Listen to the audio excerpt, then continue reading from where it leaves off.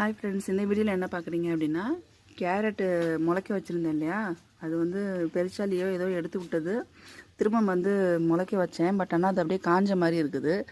அதில் ஆல்ரெடி விதை வந்துருந்தது. ஸோ அந்த விதையை நம்ம வந்து எடுத்து வச்சுக்கலாம். இங்கே பாருங்கள், கை வச்சதுமே தானாக விழுந்துருச்சு. ஸோ இதை நம்ம வந்து விதையை எடுத்து வச்சுக்கிட்டோம் அப்படின்னா, அந்த விதையை போட்டால் கூட கேரட் நல்லா வரும்.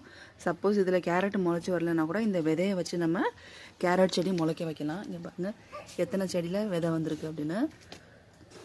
இது ஒரு ப்ளஸ் பாயிண்ட் தான் எனக்கு.